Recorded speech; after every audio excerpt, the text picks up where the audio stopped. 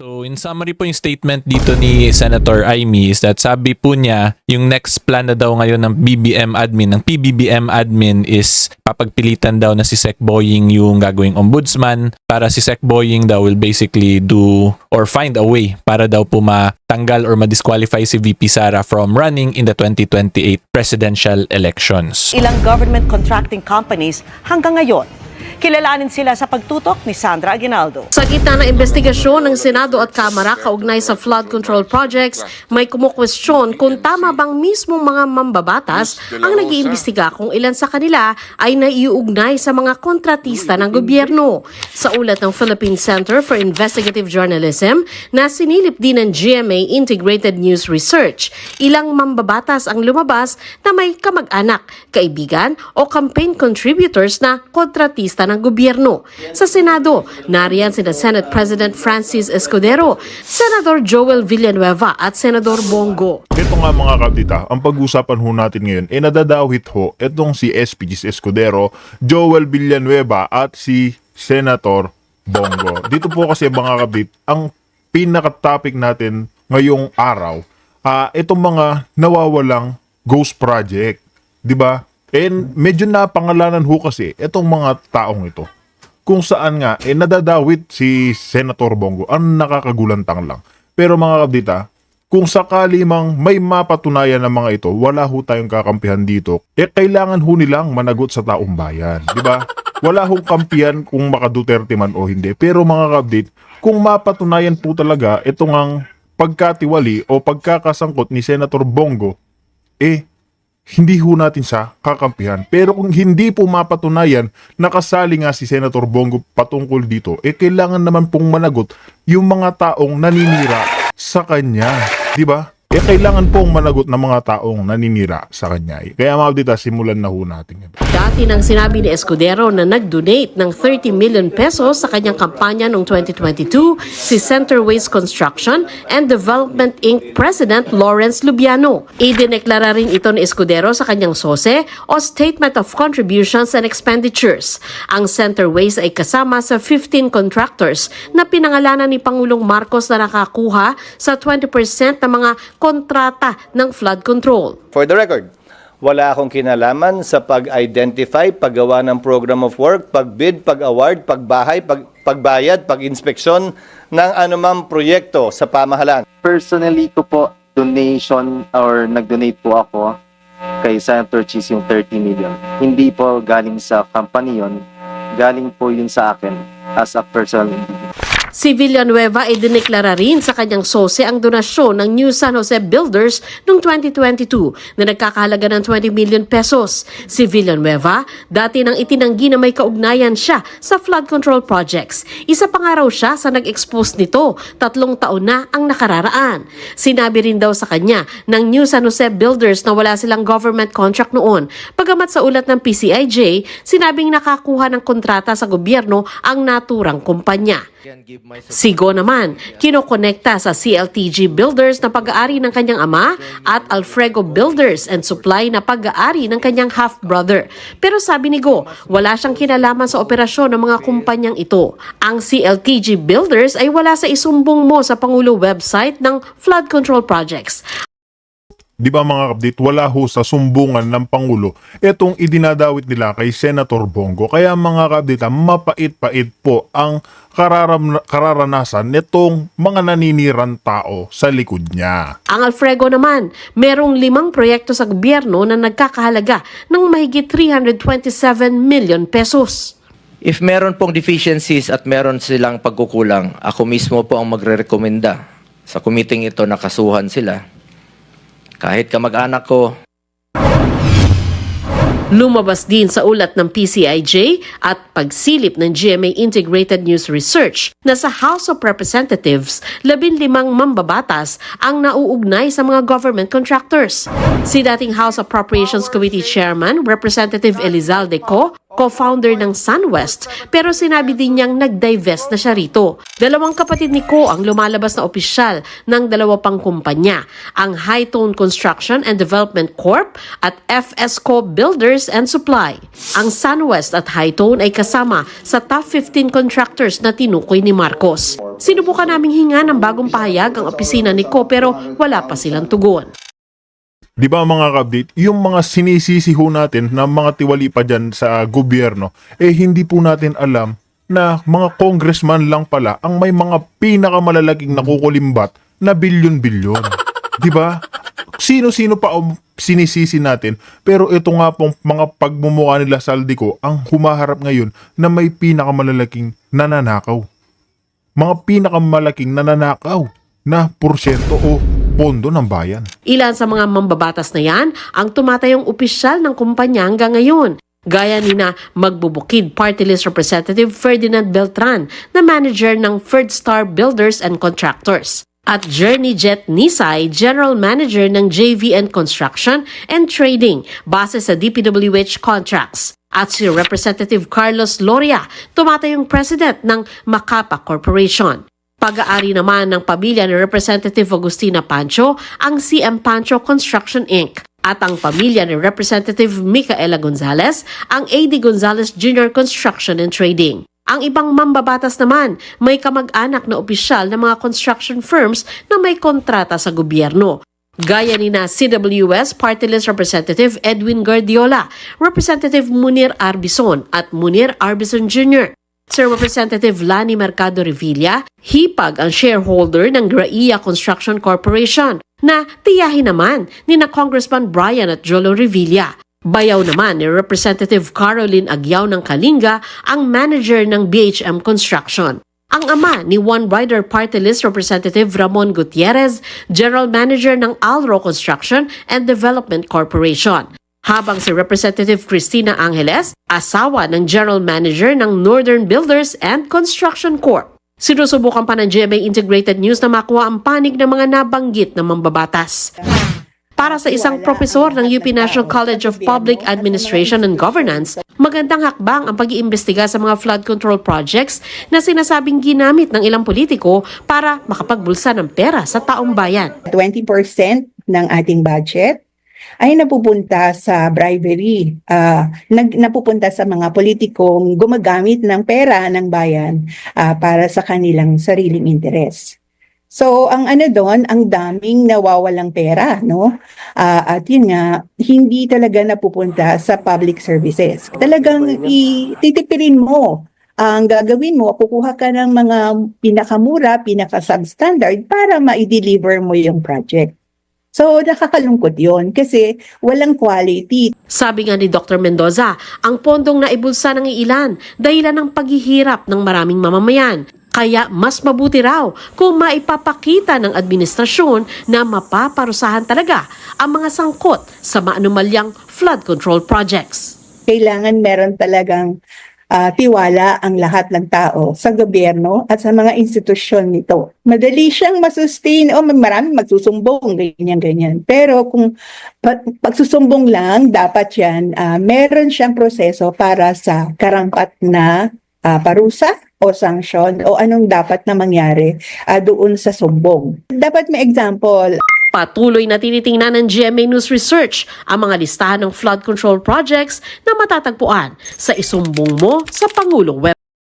Kaya ayan po mga kapatita, malinaw na ho na wala pa talagang source o wala pa hong ebidensya laban kay Senator Bongo. Kaya mga update, isusunod naman po natin itong ang pagpipilit ni Bonjing Remulla na makaluklok bilang ombudsman. Mga update, gusto nilang matanggal sa pagka-vice presidente itong si VP Sara na yun naman talaga ang sinasabi ni Senator Imee. Kaya mga update, simulan na rin po. Okay, so good day taong bayan at ngayon po pag-usapan natin tong statement ni Senator Imee Marcos tungkol sa pag-apply ni Secretary Boying Remulla as ombudsman. So kung makita po ninyo, ang dami pong reactions nito. Nagulat ako, 32,000. So in summary po yung statement dito ni Senator Imee is that sabi po niya yung next plan na daw ngayon ng BBM admin, ng PBBM admin is papagpilitan daw na si Sec Boying yung gagawing ombudsman para si Sec Boying daw will basically do or find a way para daw po matanggal or ma-disqualify si VP Sara from running in the 2028 presidential elections. Okay? At dahil po dyan, ngayon naisipan ko ipaliwanag po sa inyo, the taong bayan, kung ano ba talaga yung Office of the Ombudsman, ano ba yung functions niyan, bakit yan siya very influential na position, tapos kung bakit din yan siya kailangan talaga sa bansa natin. And lastly po, may konting maritesan po tayo in relation dito sa statement ni Senator Imee. Okay? So kung nag-enjoy po kayo sa video, huwag niyo po sana kalimutan i-like mismo itong video na to, and of course po, mag-subscribe sa YouTube channel ko para updated po kayo kung may bago tayong upload. So yung Ombudsman po, this is an independent office that is constitutionally created. Nasa Constitution po yan mismo. Hindi po simpleng Republic Act lang yung naggawa ng office na yan. Tapos yung main purpose po ng Ombudsman is what we call the protector of the people. Yun po yung main function niya. So protector of the people in the sense na meron po siyang sarili niyang investigatory power to review complaints po filed to it or to investigate motu proprio at its own initiative against abuses po or wrongdoings po ng mga public officer or employees natin. Okay? Stated differently po, ang kapangyarihan ng Ombudsman ay mag-imbestiga base sa isang complaint na final sa kanya or at its own initiative motu proprio versus mga government officials po natin. May it be elected, appointed, or career government officials. Okay? So in short, sumbungan po siya ng tao in relation to the abusive or erroneous acts po ng public officers natin. Okay? So yan po yung summary ng definition po ng Ombudsman. So ngayon, ipakita ko lang din po sa inyo yung constitutional provisions related to it. Okay, so we are back po sa 1987 Constitution, and this is actually under the same provisions po ng impeachment sa accountability of public officers. Nasa Article 11 din po yan yung Ombudsman. So makita po nyo, Article 11, accountability of public officers. So itong mga Section 1, isi-skip na po natin to. Ito yung sa mga impeachment, yan yung favorite natin dati. Yung House shall have power to initiate. Anyway, skip po natin. Punta po tayo sa Ombudsman. So yung Ombudsman po na provision starts at Section 5. So makita po nyo, there is hereby created the independent office of the Ombudsman, composed of the Ombudsman to be known as Tanod Bayan, one overall deputy and at least one deputy each for Luzon, Visayas, and Mindanao. A separate deputy for the military establishment may likewise be appointed. Okay, so this is Section 5 of Article 11 of the 1987 Constitution. Tapos yung pinakauna pong dapat natin i-take note talaga dito is this one, created the independent office of the Ombudsman. Diba? So kung makita po nyo, like what I stated earlier, it is an independent office po that is constitutionally created. So ang point ko po dito, since it is an independent office, dapat po yung mga na-appoint dito is an individual who has no appearance or semblance of any bias, may it be political bias or judicial bias, diba? Because this is an independent office. So importante po talaga dito yung appearance at pagiging impartial ng mga na-appoint sa Office of the Ombudsman. Okay? And then ngayon po, punta naman tayo sa Section 8, yung qualifications. So nakalagay po dyan, Ombudsman and his deputy shall be natural-born citizens of the Philippines at the time of their appointment, at least 40 years old, recognize probity and independence. So kung makita mo, inulit po talaga ng Constitution yung recognize probity at independence, di ba? So in other words po, dapat talagang na-appoint dito ay walang appearance of biases, okay? Or partiality, may it be political bias or judicial bias, di ba? Kaya kung makita po nyo, di ba, yung last po nating si Ombudsman is si Ombudsman Martires. Galing po yun siya as a Associate Justice from the Supreme Court, and prior to that, he was a member of the judiciary. In short, meron po talaga siyang appearance ng impartiality sa judicial side and sa political side because of the track record po ni Ombudsman Martires. Okay? And yung next po dito, of course, member of the Philippine Bar, meaning dapat po abogado yung ma-appoint as an ombudsman and must not have been candidates for any elective office in the immediately preceding election. Then lastly po, the ombudsman must have for 10 years or more been a judge or engaged in the practice of law in the Philippines. So hindi naman po kailangan na judge talaga or former justice, as long as you are engaged in the practice of law, may it be through litigation, through teaching, kasi yung teaching po is also considered as engaged in the practice of law. In other words po, if you are using your expertise as a lawyer, that is already considered as practicing law. Hindi po mandatory na judge ka lang. As long as you are engaged in the practice of law, qualified pa rin po yun dito sa requirement sa pagiging isang ombudsman. Okay? And then next po, punta naman tayo sa section 12. So makita nyo po talaga dito nakalagay yan. The Ombudsman and his deputies as protectors of the people. Diba? So yun po talaga yung main function niya. Protector of the people against mga erroneous and abusive actions po ng mga government employees natin. Diba? Shall act promptly on complaints filed in any form or manner against public officials or employees of the government or any subdivision, agency, or instrumentality thereof, including government-owned or controlled corporations, and shall in appropriate cases notify the complainants of the action taken and the results thereof. Diba? Again, protector of the people po yung ombudsman.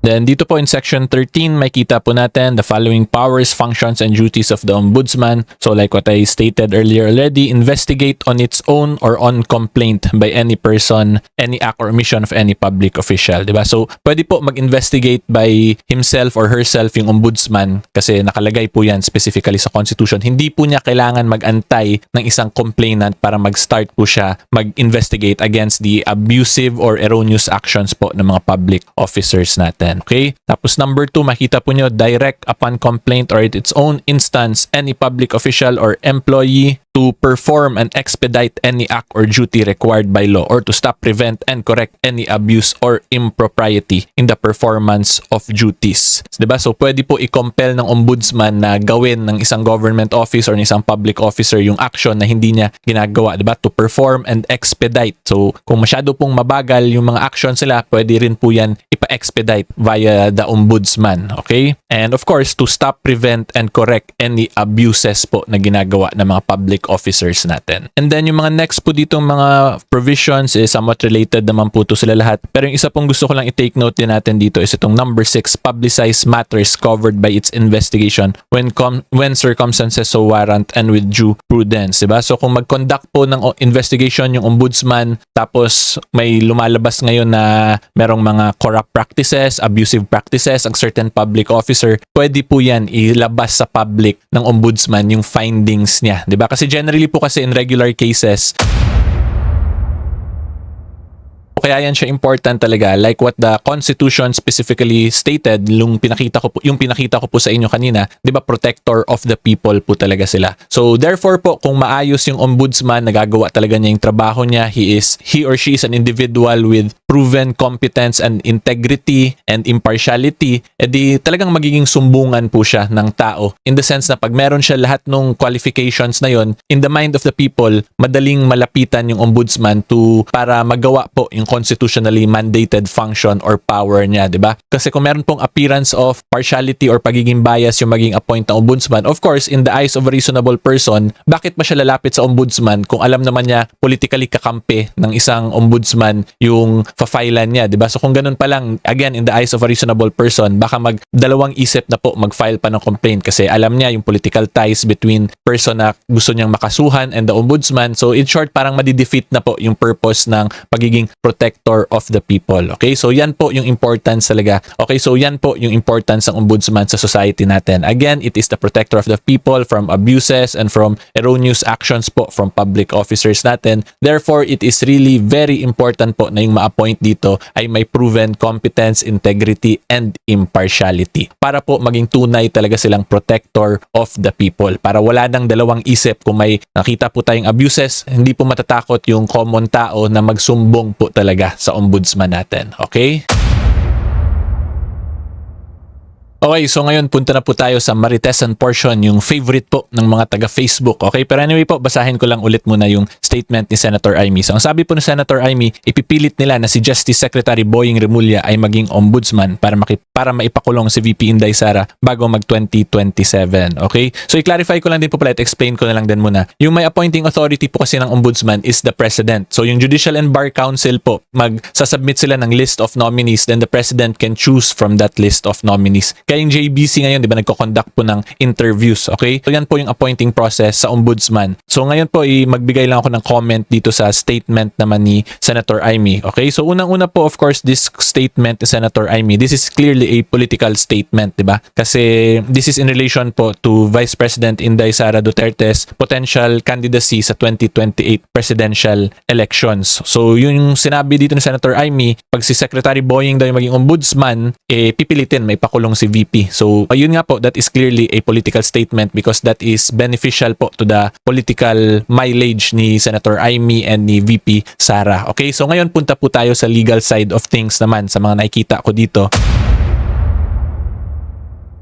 Unang-una po, tatandaan natin si Sara Duterte po, si Vice President Sara Duterte, she is the Vice President of the Republic of the Philippines, okay? Tapos yung Vice President po, that is an impeachable officer. So ang ibig sabihin po, pag impeachable officer, pwede lang po yan siya matanggal via an impeachment, yung ifa-file dun sa House of Representatives, tapos magkakaroon ng trial sa Senate, yung mga forthwith trial shall proceed, yung mga, ang tagal po natin, ang dami po nating videos related to that. But anyway, that is the only way po para mapatanggal sa office ang isang impeachable officer via impeachment lang, okay? So ngayon baka sabihin naman po ninyo, ang sabi naman ni Senator Imee dito is maipakulong, hindi naman ma-impeach. So tatandaan po kasi natin, pag makulong po ang isang impeachable officer, that has the effect of also removing that impeachable officer from office kasi hindi na po niya ma-perform yung functions niya, 'di ba? Kung nakakulong na po siya. So pag ganyan po, hindi po yan siya magagawa ng Ombudsman na maipakulong ang isang impeachable officer because that will go against the Constitution po, the structure of our Constitution na an impeachable officer can only be removed via impeachment. So kung ipakulong siya, pagpilitan siyang ikulong, edi yun nga, masisira yung constitutional provisions natin. So magkaroon ng potential constitutional crisis regarding this issue. So kung let's say man lang po na ma-appoint nga si Secretary Boying as Ombudsman, tapos maipakulong niya si VP Inday, that is a very out of this world scenario if you ask me from my legal point of view po. Kasi hindi siya dapat pwede. Hindi po yun pwede talaga kasi the only way nga po to remove an impeachable officer is via an impeachment. Tapos kung makulong na yung impeachable officer, mawawala na yung functions ng office niya. So that will be in contravention po of the constitutional safeguards in relation sa security of tenure ng mga impeachable officers. Okay, so yan po yung point of view ko. Kaya tingin ko hindi naman maipapakulong ni Secretary Boying kung siya nga yung na-appoint kasi bawal po yan sa constitution natin. Okay, so medyo technical na po itong na-explain ko pero hopefully po na intindihan nyo naman. Okay.